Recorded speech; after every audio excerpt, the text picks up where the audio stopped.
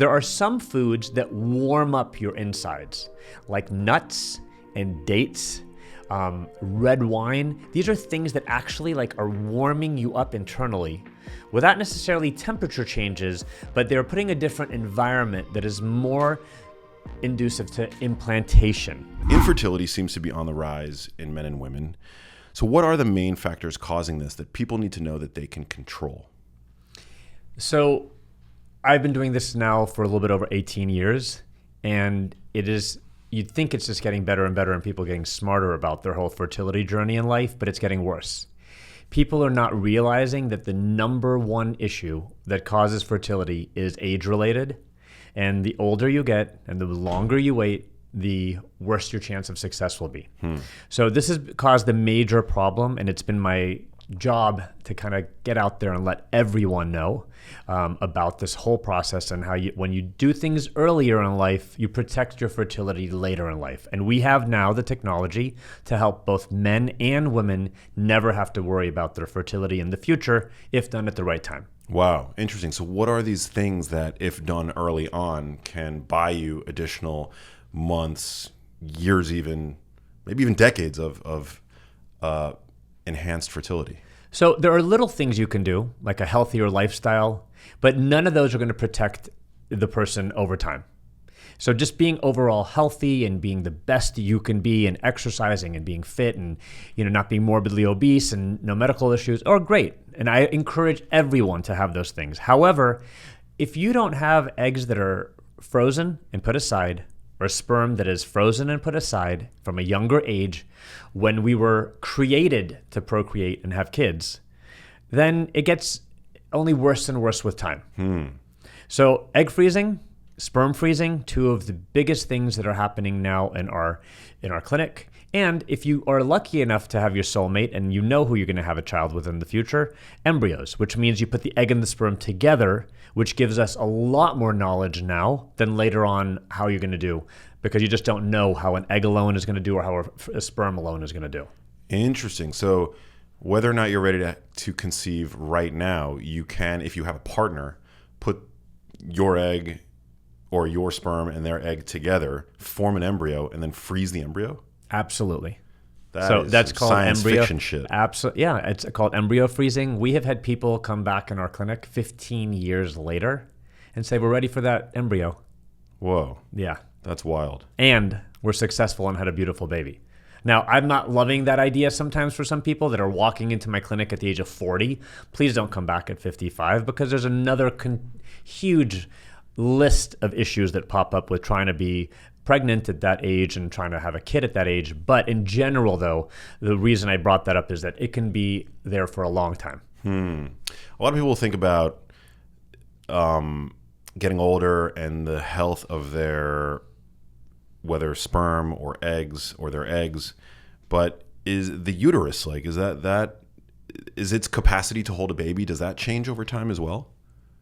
No. That's very interesting. Very. So I don't know, we've all heard some horror stories that they stimulated some woman at the age of 60 something and she carried a pregnancy. That is actually the uterus. Even if your period stops and you become menopausal, with about 2 to 3 weeks of giving you estrogen that builds up the lining of your uterus again, I can put an embryo in there and it can take, and the uterus can give birth 9 months later. Whoa. But that doesn't mean that there are no health risks that might increase. There are a million risks. Right. There are risks of, hypertension in pregnancy, gestational pregnancy. There are issues with early delivery and preterm labor and everything. But theoretically, I've seen it happen. When I was in training, one of the doctors, when I was a resident in obstetrics and gynecology, she was a lovely lady, and she had a problem with her uterus that she couldn't carry. Her 56-year-old mother-in-law was implanted with her first embryo and had a beautiful kid for them. Whoa. And went to term, and then came back 2 years later and carried at this age of 58 their second child, delivered, and an hour later she's like, I want to go home now, and she did. Wow, what an amazing story. So I'm 41. Should I be thinking about, should I have frozen my sperm at this point? You should have been doing it under the age of 40. Under the age of 40. So there's not a switch that happens at 40, but there's a lot of research that shows that men in general, after the age of 40, their certain parameters of sperm quality begin to decline, and you have higher chances of having aneuploidy, which is chromosomal problems in your child, and other kinds of issues that can pop up. Now, with that being said, men make millions of sperm to the day they die.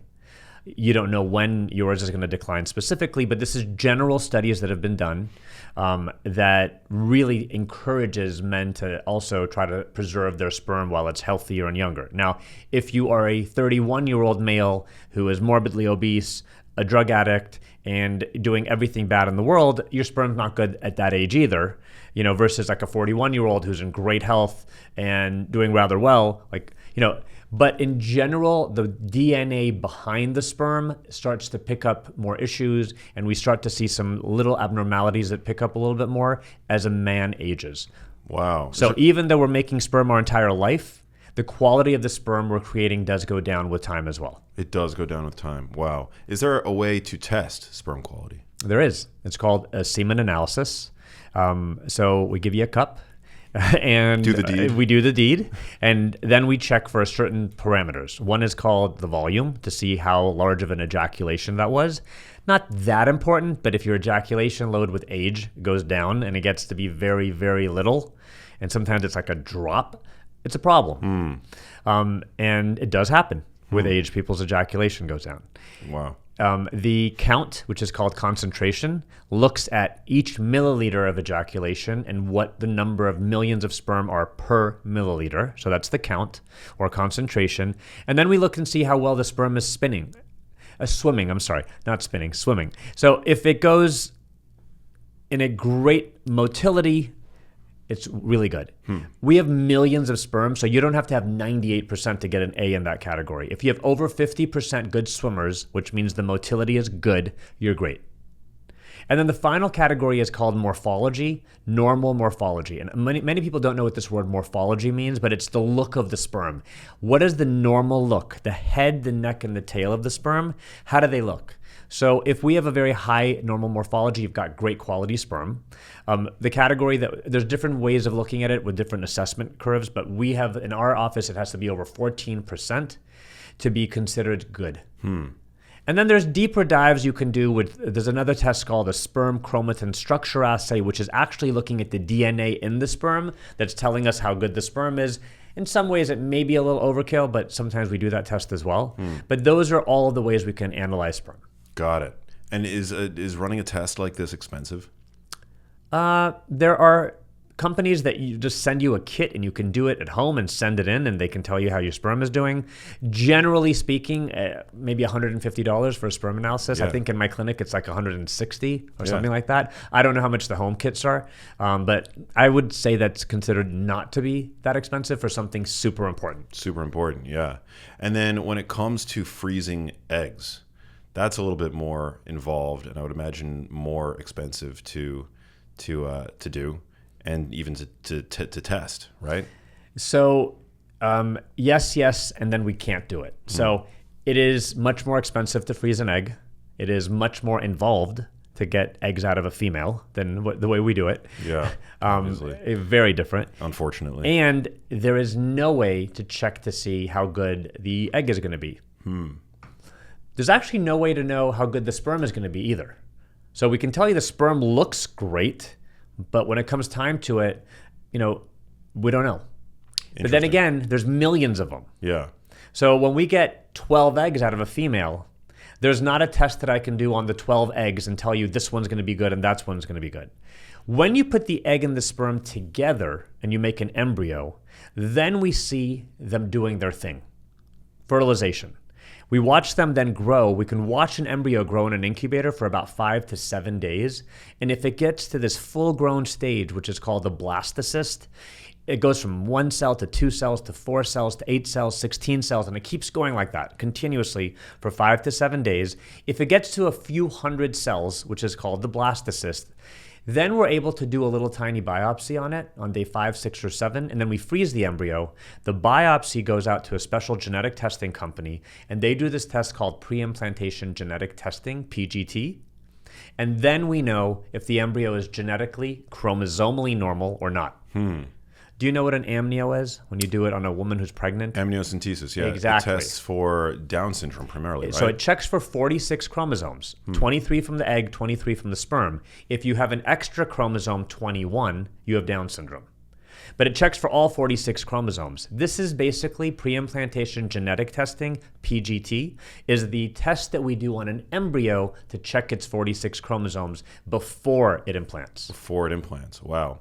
Now, when you are pairing a sperm with an egg, do you select the most eligible sperm to pair with that egg, or do you just dump a whole bunch of sperm onto the egg and see which you can actually do both. Oh, interesting. So one is called natural insemination, where you just take it and just dump it on the eggs and see which one does its thing. Yeah. We don't really recommend that too much, because even though the best sperm supposedly will make it in just like when you're having sex, there's going to be lots and lots of dead sperm, hundreds of thousands of dead sperm on the outside of an embryo. So 5 days later, when we want to do that little biopsy and send it off, when we take a little tiny cell from the edge off, with it is going to go the dead sperm and DNA of many millions of dead sperm in that little location. So there's another procedure where we take the sperm, it goes under the microscope into this medium that makes it slow down a lot, kind of like honey. And then my embryologists, who are my scientists in the lab, are able to look and find the best looking sperm with the best head, neck, and tail that's swimming perfectly fine and not going in circles or backwards. And then they can do a little procedure where they pick up that sperm into a hollow needle, and then that needle goes right into the egg, drops off that sperm and comes out. It's called ICSI, intracytoplasmic sperm injection. Then you have a clean embryo with no dead sperm on the outside, the best sperm you could find inside of it, and then we watch a clean embryo grow for 5 to 7 days. Whoa. Do they do gene testing on that sperm? No. No. Sperm are too small to be able to do gene testing on them, but once the egg, and then any kind of gene testing that had come out in the past that was done on eggs has shown to actually damage the egg.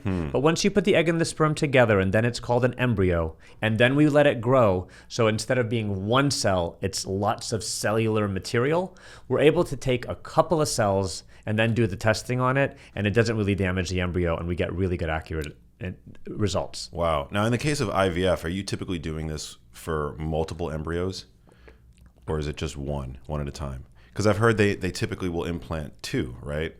So when we're doing IVF and we give a female medication so that she doesn't just give us the one egg she's going to ovulate that month, our goal to give her a better outcome is to get a bunch of eggs. So if you make around 20 eggs, you've done really well. I'm really happy. So we take those 20 and give them all the opportunity to get sperm injected in them and grow for a week. So if you get, let's say, 10 that grow to that point, and then we get 6 or 7 that come back genetically normal, you're golden. Right. And I tell people it's a great idea to have double the number of embryos for the number of kids you want to have, just to be on the safe side. But that's a really good outcome. But I don't think that answered what you were trying to ask me there. Well, I was, we've talked a bit about how sometimes they'll implant 2 embryos, right, in hopes that one takes. But that also raises the risk of having twins. Right. So we don't do that much these days. Oh, amazing. So there's something called ESET, elective single embryo transfer, when people just choose to put one. We've gone a long way from the days when we used to stick 3, 4, 5 embryos in, praying that one used to implant. Wow.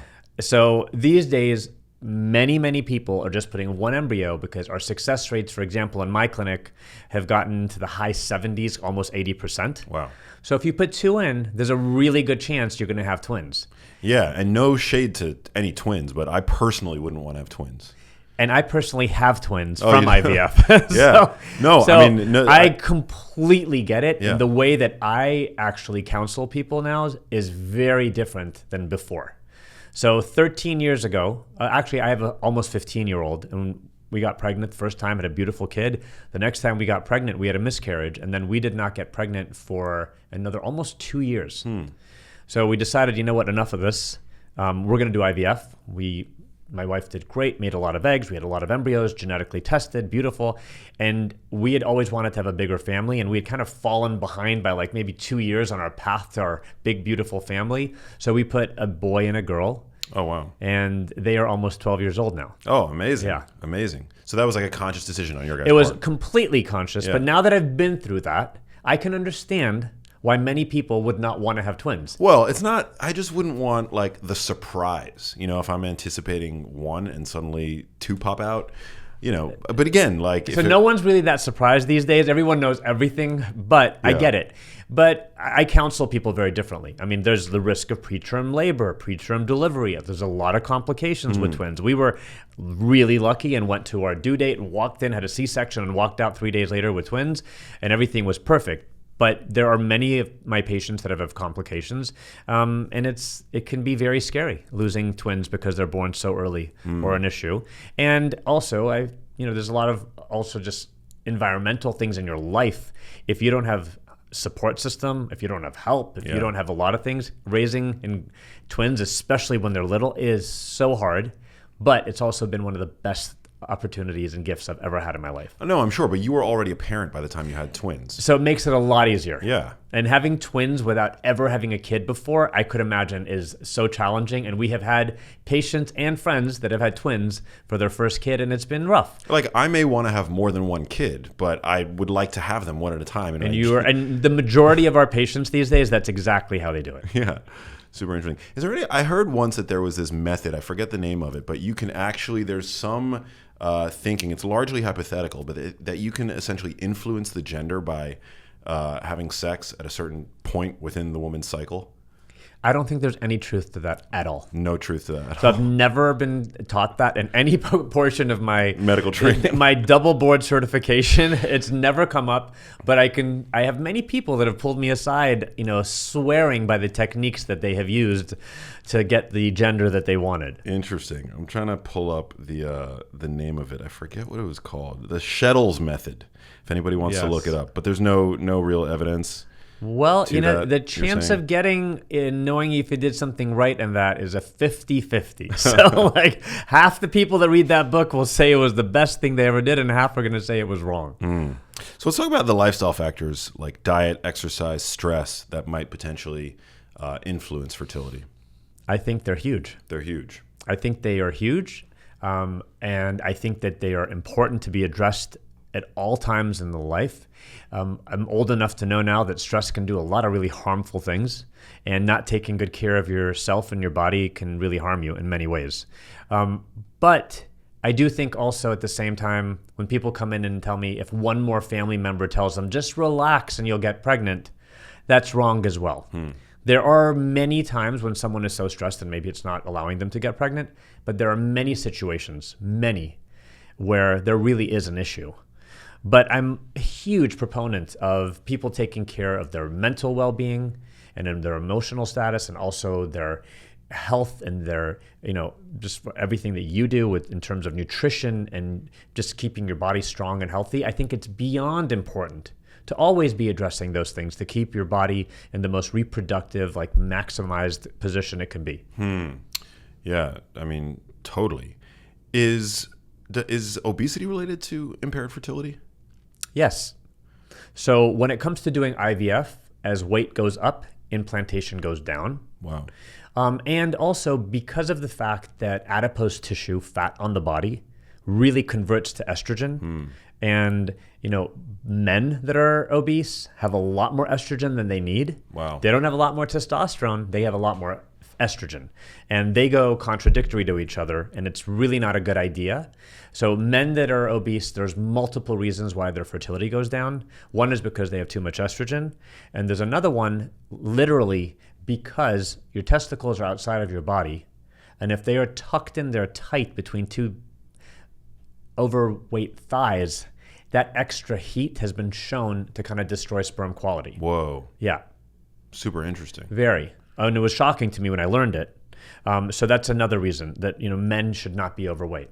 For women, it also, lots of women that actually are overweight, it affects their hormonal imbalances in many negative ways. Now, at the same exact time, we see people that are overweight all the time, having beautiful, healthy pregnancies with no issues whatsoever. But there are a subpopulation of patients that have polycystic ovary syndrome that gets exacerbated by being overweight, and also other attributes like hypertension and diabetes and things that really affect fertility in a negative way. Does the estrogen producing capacity of fat tissue in women, does that, increase fertility? I would think like having more estrogen around would make you more fertile. Well, no, because having more estrogen at the right time of the month during a 28-day cycle, when estrogen begins to go up in the middle and your peak at ovulation around 14 days and then goes into, slows down a little bit, is a different thing than having continuous estrogen levels being really high, which is almost like a birth control pill.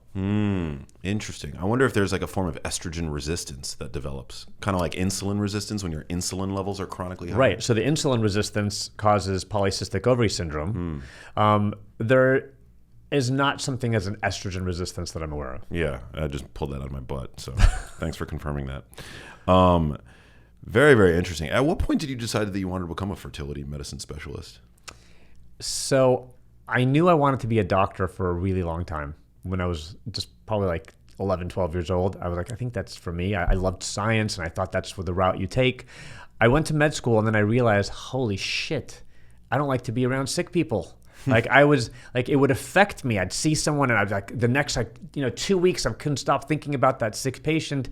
So I decided from all of the areas of medicine that I was, exposed to, obstetrics and gynecology was going to be a really good one for me. I got accepted to a residency program right here at Kaiser Permanente in LA. Great program. I did deliveries. I was loving it. I C-sections, surgeries. Everything was really, really good, and I really enjoyed it. I started to realize the challenges of like having to like be woken up at like 4:06 a.m. and having to run. It was really fun when I was like 25. But maybe like, at 45, 55, 65, that may not have been so fun. So part of our education was also a rotation in infertility. And I realized that was really something that I loved.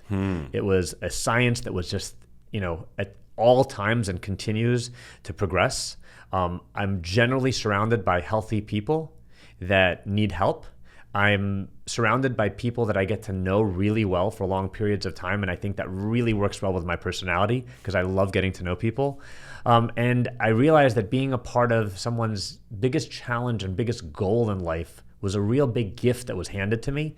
So that's kind of when I decided. And then I was really fortunate. And I got a fellowship program. I covered both Cedars and UCLA. There was one of me that had covered 2 hospitals and was one of the most prestigious programs in the nation. Wow. And it allowed me to get a great start to my career. So cool. And you're also seeing people at this like really exciting point in their lives, and often they're in love, and it's probably it's very different than working, for example, like in the ICU.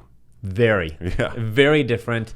I was a psych major, and I think that aspect of getting involved with people and learning how to work with them, give them hope. One of my patients gave me the nicest gift ever. It's in my office, and she had made a plaque that said Dr. Shahin Ghadir, and right below it, she wrote the Ambassador of Hope. And not many people get to do that in their life. And that's, it's truly been something that I accepted as a gift in my life. And I've been so incredibly lucky to do that. And it's really a job that's been the most rewarding thing that I could have ever imagined in my life. And at what point in your career did it begin to dawn on you that diet lifestyle, play an important role in the kind of medicine that you practice, right? Because most doctors are undertrained when it comes to lifestyle medicine. Very. And I can promise you, I never had a course, entire medical schooling, that told me that these are the things that you need to. We had like a course on nutrition, I remember, but never the understanding of how that affects your life. And I think the older I've gotten myself, and what I had to do to myself to be healthy and to kind of maintain my life where it is and just like not ignoring it. Because I've gone through little episodes where I just kind of ignored and just like drank and have too much fun and eat nonstop. And I'm like, wait a minute, not feeling so great. So I think the older you get and your body doesn't recover as fast and is not as forgiving as it is when you're in your 20s, when you can do anything to it and the next day you're fine. It taught me a lot. And then I also realized that when patients of mine were really following instructions and doing things, it always promoted better outcomes than people that just did not. Yeah, that makes a lot of sense. When it comes to diet specifically, are there any foods, nutrients that you think are particularly important to focus on if you're trying to optimize your fertility? I do. There are, when it comes to sperm and eggs, there are different things. Sperm, there's one thing about it, because right now, us sitting here, 72 to 90 days from now, we have brand new sperm that has arrived, ready to go. So men are very lucky about that. And they can do things now so that 3 months from now, they're going to have better quality sperm. There's a lot of environmental things that really affect sperm as well. So toxins, excessive heat, really bad for testicles. There's a reason the testicles are not tucked away next to our heart. They are out there for a reason. They need to be cooler than the rest of our body. So anything with excessive heat, steam rooms, jacuzzis, saunas, these are all things that affect sperm in a negative way. Super tight underwear that don't let your body breathe, wearing things that make you sweat and they're too tight. They're just negative things. And then toxins like marijuana usage. Great, it's legal, but you know what? If you want to have a kid, it does not, the legalities of it are going to still harm you. All of any kind of drugs, excessive alcohol, which affects your liver, which affects sex hormones, are all very negative for you.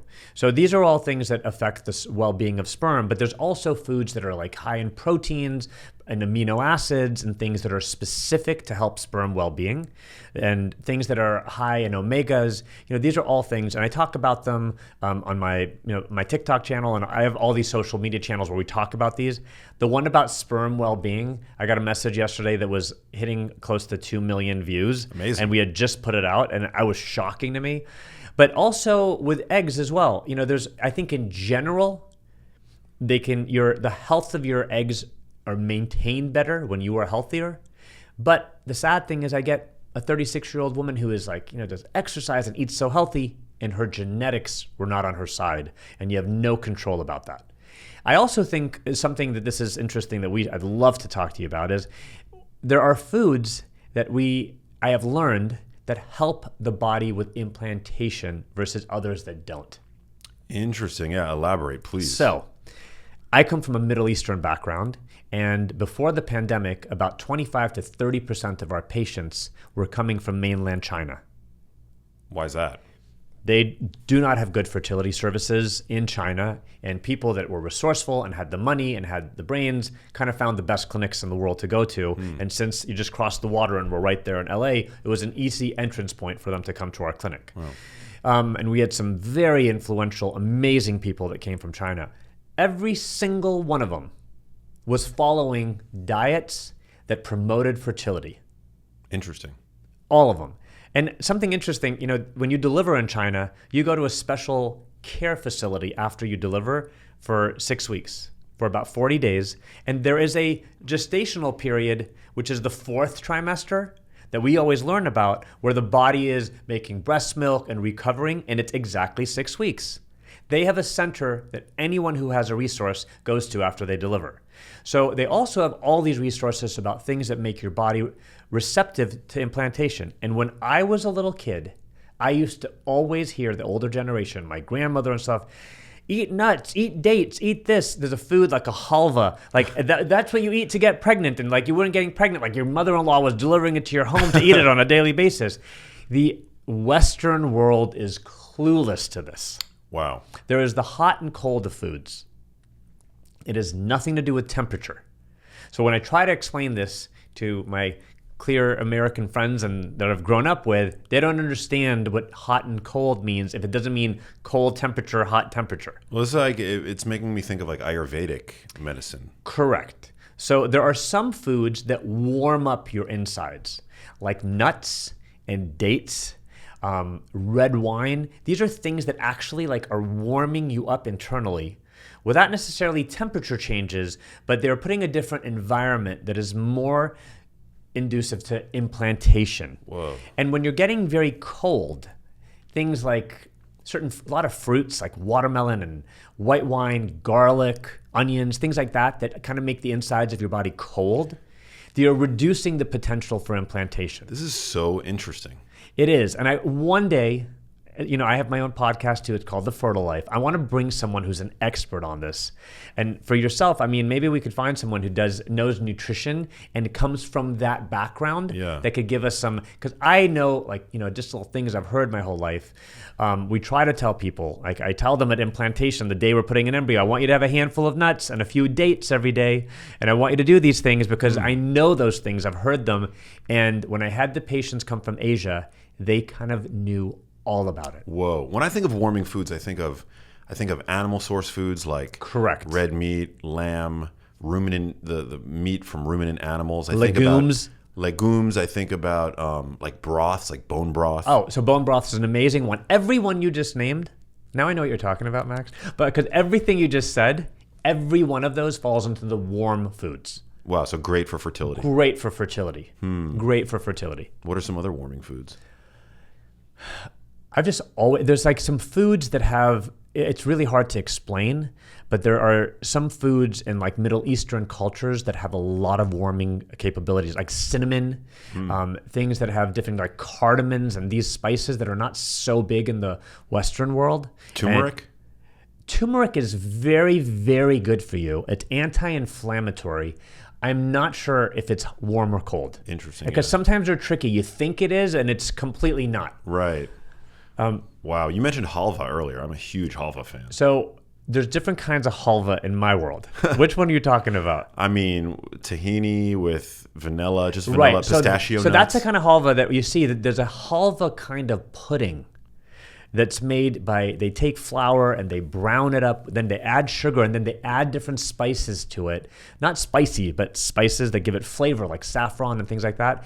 And that supposedly is like the biggest warming thing, that when you're a kid growing up in a Middle Eastern family and they want you to have kids, they're like, eat your halva. Like, that's what it is. But there's the halva that you were talking about, I think also has that capability too. Wow.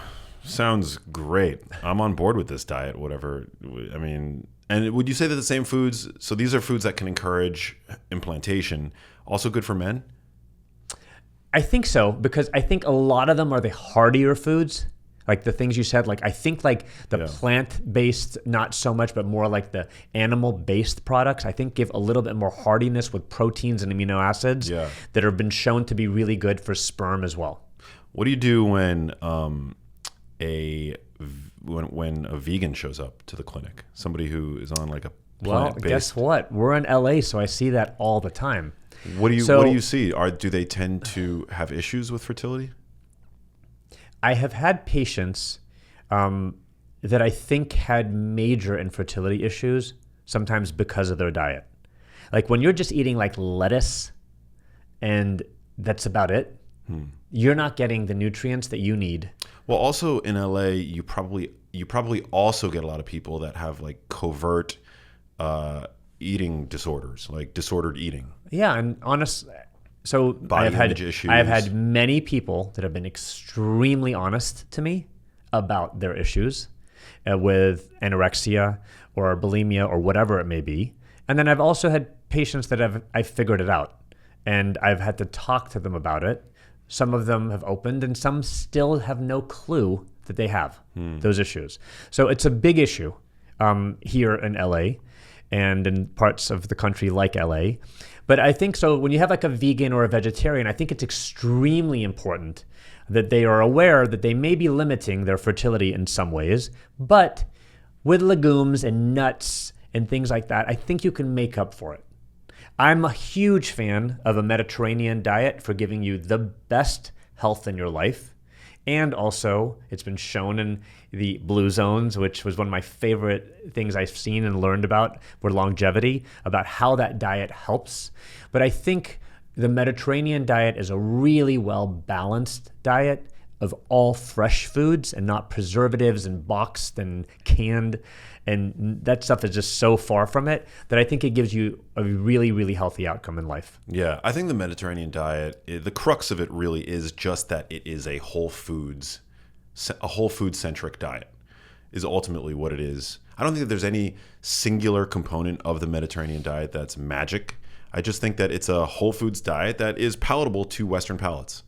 You know, like we tend to enjoy olive oil here in the U.S. We like many components of it's like the Japanese diet is probably just as beneficial, right? But you tell your average Westerner to start eating raw fish and natto and all the kinds of things that they eat, that is commonplace in the Japanese traditional kitchen, and you probably wouldn't get the same level of adherence that's possible when recommending the Mediterranean diet.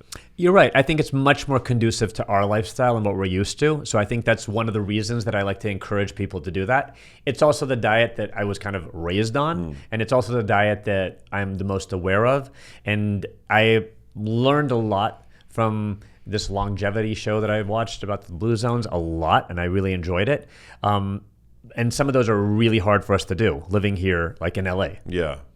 The problem with the Blue Zones show, not to go off on too far of a tangent, but it's that there are so many variables that are healthy when looking at those communities, that to say that it's their diets, you can't really necessarily do that, because there's so many other confounding variables. And also the diets tend to be mischaracterized in that show. Like a lot of, like, for example, in Okinawa, Japan, they eat a ton of pork, but they don't disclose that on the show. You're 100% right. But that's when I think a healthy lifestyle is a good idea. These people move a lot. They don't sit down. They're active. They keep their brains active, and there's so many different aspects of it. But when we're talking about, we can't do all those things with our life in LA, but you can easily incorporate a Mediterranean diet that makes you feel good and energetic, and in many ways helps your fertility. And that we can bring to ourselves very easily. Yeah, I very much appreciate that. Is masturbation healthy or unhealthy from a fertility sperm quality standpoint? Somehow I knew you were going to ask that. Well, we're also in November right now, Right. which is referred to by some as, there's like this initiative, No Fap November. Have you heard of that? No. So No Fap November, it's like this challenge for men to not masturbate during the month of November. Oh, I thought it's all about, prostate cancer awareness, and There's that too. That's Right. called Movember. So November's a busy month. it's a very busy month, Yeah, but in growing some ways, I mustaches. guess not. Actually, it is healthy because it gives you better quality sperm. So let's kind of answer that, because I don't want someone to like masturbate 12 times a day and be like, it's not good. Studies have shown that men that ejaculate on a regular basis, meaning either every day or every other day, have better quality sperm. So I think moving the pipes and getting things flowing is much better than people that ejaculate like once every 2 or 3 weeks. That sperm gets old and it gets damaged very quickly. So when we advise someone to come in for a semen analysis, we tell them, please come in with 2 to 5 days of abstinence. We don't want you to hold off for 3 weeks, because yes, you may get a little bit more volume, but you're going to have poor quality sperm. Interesting. So to answer your question, once a day or once every 2 days is kind of the study showed better quality outcomes. So if somebody were to not masturbate for 30 days, right? No Fap November, what might be expected to happen to their sperm quality? They're going to have poorer morphology. So the head, the neck, and the tail, when you put it under a microscope, are going to have poorer quality.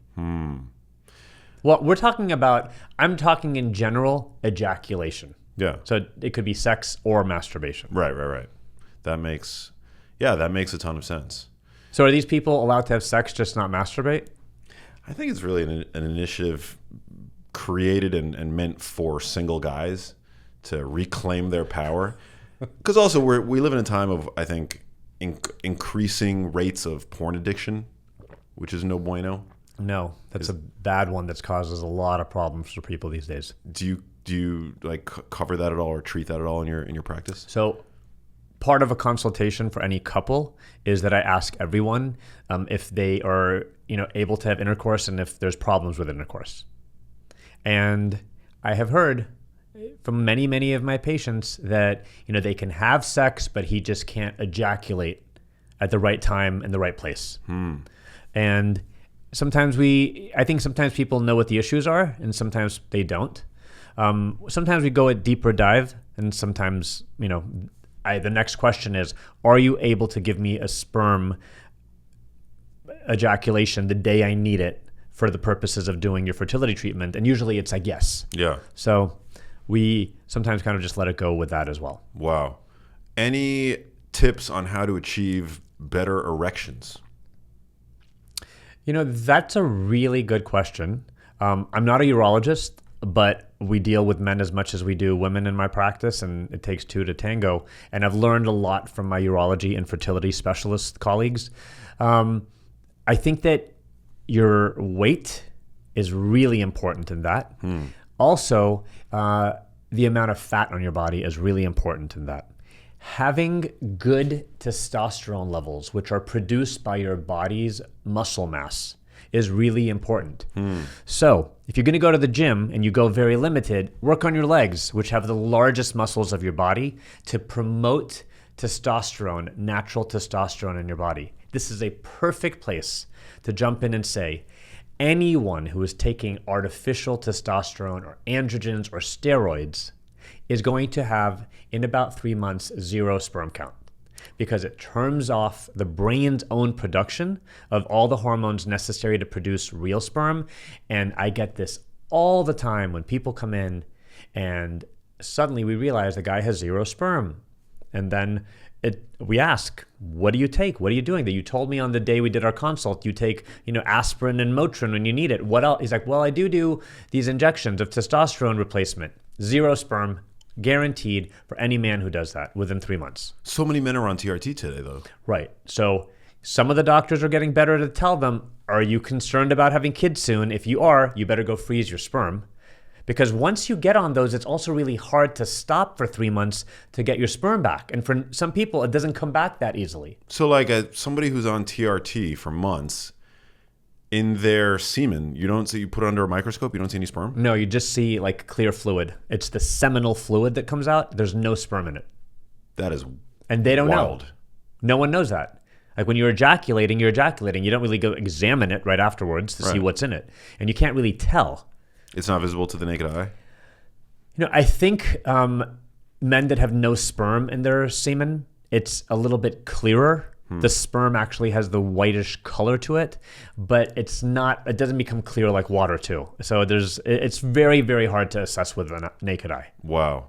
And also being mindful of cardiovascular disease risk factors, type 2 diabetes, things like that. All of these things. So all of these things I think really, really affect also the erection function and the quality of your erection as well. It's gonna go down with age, but I think people that are in good health, that exercise regularly, that really are promoting their good health as a man, kind of maintain that for much longer in life. Yeah, I mean, for men, weak boners are like the canary in the coal mine for much more serious health problems. Much more. You don't know what's going on behind the scenes that's causing that. Damn, it's a big problem. Okay, so we've established that masturbation is actually healthy, which is good news. We've established... By the way, there's some natural supplements, I think, that also... I mean, I really need to get one of my male infertility colleagues on, but saw palmetto, I think there's a supplement that I've heard a lot of times, that men talk about for natural hair growth, but also I've heard that helps with like urinary symptoms and erectile function, and it's a vitamin. Interesting. So it can improve erectile function? Yeah. Because I've heard that it's sort of like a natural... It's like nature's finasteride, which a lot of men take for... Hair growth, yeah. I don't know. I've heard mixed things. I've heard from patients that it's helped. I've heard from random people that it helps. I don't know the data on it, so I just threw it out there for people. If you're really interested, you should really talk to a male fertility specialist, but something to bring up. Very interesting. What about, are there any supplements, foods that might enhance volume? We talked about that a little bit, right? So I think the number one issue for volume is that your genetics kind of dictate how your volume of your ejaculation is. Genetics? Yeah. So some people just are able to have very large ejaculation volumes. There's a very funny supplement on the market that my brothers always talk about. It's sort of like an inside joke that we have, but it's available at Vitamin Shop or GNC. It's called Ejaculoid. It's like a really funny. Let me just Google it. It's like a supplement that promises to, But your hydration state is also really important. So if you're one of those people that drinks no water, you're not going to have a large ejaculation no matter what your genetics are. So being very well hydrated is the number one thing that I'm aware of that increases ejaculation loads. Being hydrated. So you drink more water. Yeah, you just have more fluid in your body. More fluid in your body. Yeah. Electrolytes. Do electrolytes play a role? I do think that electrolytes have a beneficial aspect for many things in your body. Because if your water is not electrolyte balanced well, it just kind of goes right through you. Yeah. And if it's electrolyte balanced well, your body takes those electrolytes that it needs. I think overdoing it too can be dumb. Just like there's no need. It's like the vitamins that you just keep peeing out because you're taking too many vitamins. Yeah. But I do think there's some benefit of making sure that you're well balanced. If your diet is well balanced, I don't know if you need to add electrolytes to your water, but I think, 1 pack of those electrolyte things in your water a day doesn't really hurt you in any way. Yeah, it can't hurt. What are the biggest misconceptions? Because I'm sure a lot Did of it pop up? Did it ejaculoid? Yeah, it's a thing. It's a real thing. I'm really curious what's in it. Here's an article from a website, Allo Health. What is ejaculoid and how does it work? What did your brother say? Did it work? Maybe it's got some arginine in it. Well, arginine is definitely good for sperm. My brothers have said that my brothers are degenerates. Kind of runs in the family. But they've told me they've bought it and they told me that it works. I'm not endorsing this product, people listening, but my brothers may. So more research is needed to fully understand how ejaculoid works and how effective it is. Okay, so not a ton of evidence there, as can be expected, probably. But this article is also mentioning maca, horny goatweed. These are all herbs that I've heard about, but I don't really know much about. Maca's interesting. There is some evidence on maca. What about libido-enhancing foods? Anything there, or is that all kind of hearsay? Well, I don't know. I've never read scientific papers on oysters. I don't know. I love oysters. I don't know if that really does a thing or not. I just don't know. Like, how many oysters do you have to eat to really for that to be effective? Yeah. That's a big question. Is it like 2 at an appetizer and then you're exploding? Who knows? Or is it like you have to have like 12 a day for like 6 months? Yeah, I think part of it. Well, I think there are a ton of minerals that happen to be in oysters that play a particularly supportive role for hormone production. Like they're loaded with zinc. And I think that in and of itself probably benefits hormone health and fertility. But also I think there's something texturally about oysters that make people think of sex. And so it just kind of gets, it gets the wheels turning, so to speak. What about misconceptions? Because I'm sure people come into your office that have come to you with all kinds of concerns, misconceptions about fertility. Any of the bigger ones? I think some of the biggest ones are that people are like, okay, I'm not going to get pregnant now. I'll just do IVF later and then I'll have a kid. Well, it doesn't always work. Like I've had people call me when they're like 48 years old and thinking I can just take eggs out and make their babies and they're done. It doesn't work. So I think the biggest misconception is that IVF will get everyone pregnant, and it's absolutely not true. It does not. I think that postponing and doing things at the wrong time really are the biggest harm that you can do. But misconceptions, we don't pick eye color, we don't pick hair color. Those traits and things that people talk about, I'm not sure who's putting it out there. We have no access to that in the real medical world that I work in. But you can pick gender, right? You can. So you don't pick gender. When I do the pre-implantation genetic testing on that full-grown embryo that we talked about earlier called the blastocyst, when you do that biopsy and then the result comes back, it does tell you like embryo 1, normal, genetically male. And because 2 of the 46 chromosomes are the X and the Y. Got it. So if you got 2 X's, then we tell you it's a female. And then if you have the X and the Y, it's a male. So from your normal embryos, if you have males and females, you can pick which one I will put back into your uterus, and I'll put that one for you. Right. But if you make all females, well, you're not picking a male. Right. So when people say that word, can I pick? I say no. I can reveal. I will reveal to you what you have created, and then you have access to either of the ones you've made. Very interesting. Is there a certain age at which women should seriously consider freezing their eggs? Yeah. And the answer is the younger you are, the better. But we have every year, maybe 5% of our patients that come to see me are in their 20s, when your egg quality is at their peak. Egg donors that give their eggs to older women are between 20 and 29 because that is the best time to give and freeze your eggs. I think by the time you've turned 30, because we have a really hard time convincing a 23-year-old to freeze her eggs because no one knows what's going to happen and no one is thinking that line. I think by the time you're 30, you really need to consider, if you're not going to start having your family like right then, you need to freeze your eggs. So for me, it's turned out to be this number 30 because it's, when you look at the ups and downs and pros and cons of when to do it and everything, it's a time that by then you have a real job, you've worked, you either have insurance or you have the financial capability of potentially doing it, financing it. I think that a lot of different things are changing by the time you're 30. I would tell everyone still 20s are their best time to do it. But by 30, if you are not married or in a relationship or having a kid alone with sperm donor, that is the time you have to freeze your eggs if you have not yet. Wow, by 30. That's so, yeah. And let's put a caveat there. If you're 38 and you have not done it, don't walk away and be like, oh, he said I can't. No. We will still freeze your eggs at 38. We will still freeze. I have frozen eggs of someone who was 40, multiple patients who were 44 and came back a few years later and used them and had beautiful kids. They were lotto winners in the world of fertility, did incredibly well, but it can still work. I think it's better if I was me and if I was a 44-year-old, I'd rather have one frozen egg than no frozen egg. I'd rather be in the game. So I think that at any age, it's still worthwhile. But the younger you do it, the better off you are. Makes a ton of sense. And I don't think this is something that insurance would cover, right? Well, there's a lot of insurances that have woken up and doing much better. So, for example, like a lot of our patients that work at Disney or at Netflix, IBM and Apple, a lot of these, I think IBM, Apple for sure, like they have great coverage now. It's paying them, some of them get like a $60,000 gift card and you can go do whatever with your health you want to do. Wow. For fertility. Amazing. Yeah, but a lot of insurances these days, a lot still do not. But I tell people, if you're looking for that job and you're looking for a new position, why don't you look and see if you have that as part of your benefit if you're like a 30-year-old woman. See if which company that you're getting a job offer from offers that as well. And what does it cost roughly if you're not going through insurance?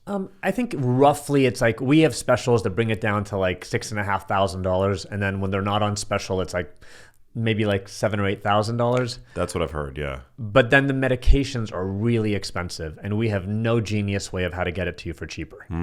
So if you're very fertile, you need very little medicine. Maybe it's going to be like $3,000 worth. And if you are not very fertile and you need a lot of medicine to produce, even the very few eggs, it may go up to like $6,000 worth or more. Wow. So it's the medications. There is a monopoly in this country for the pharmaceutical companies that make these medications. There's only 3 of them that make all the fertility medications. It's rough. Wow. And they're expensive. Yeah. And does that cost cover, is it the harvesting of just one egg or do you harvest multiple eggs? It's all the eggs that grow in that one cycle. So I will know how fertile you are by doing some diagnostic testing on you, and I'll make a protocol of medications. And luckily and hopefully, you make 10 to 15, 20, 25, 35 eggs. Those are good numbers. And we take all the ones that grow that month, we get them, and that fee covers all of that. Does doing that impair your ability to conceive naturally after you've done that? I mean, you've taken out all these eggs. You're asking all the right questions, and absolutely not. It doesn't? No. So every month when you ovulate that one egg, remember that little cycle we went, boom, you release an egg in the middle of the month? During that process, about 1,000 eggs will die off.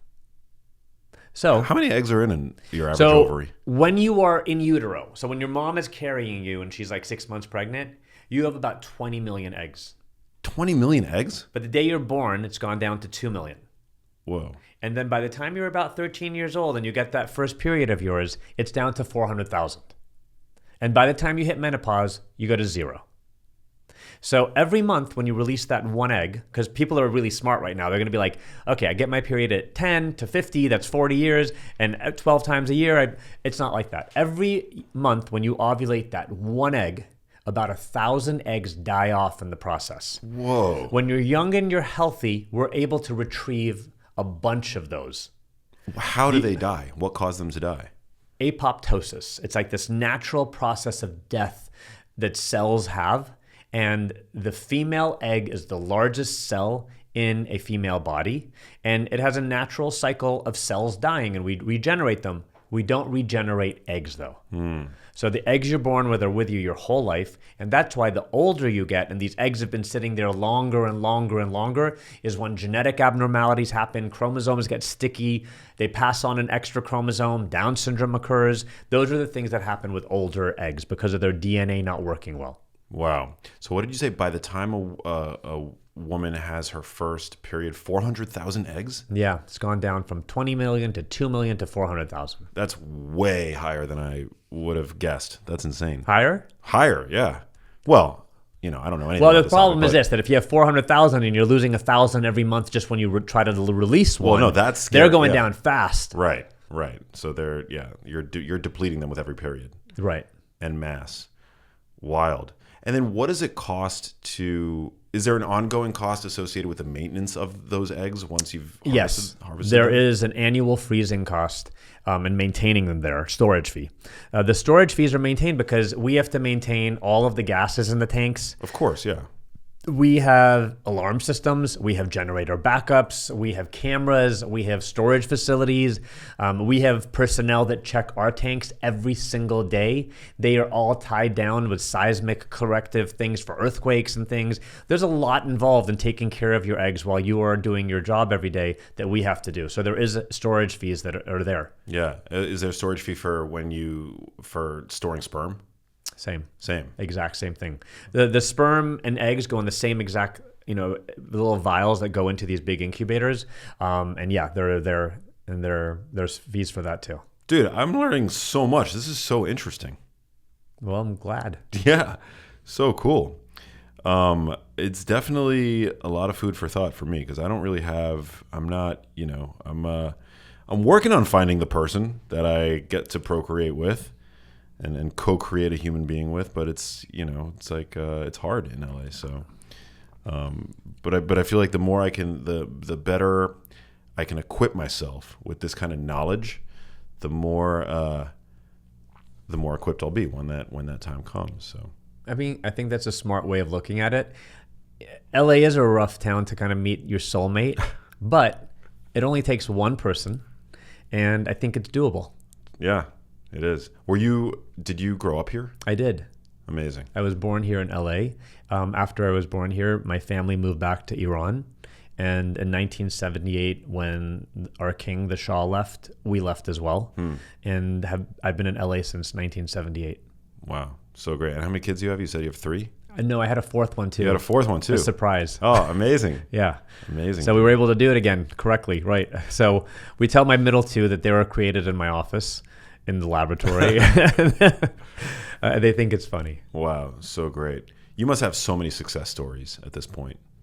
We do. We have a lot of success stories. I'm very proud of what we've done to help people. Over the last 18 years of doing this, we've helped a lot of amazing couples, and we've offered and helped people that maybe never would have had kids before. We have a lot of gay couples that have been some of my favorite patients that I've treated, lesbian couples, single individuals, transgender individuals, people that have just given me inspiration in every single way.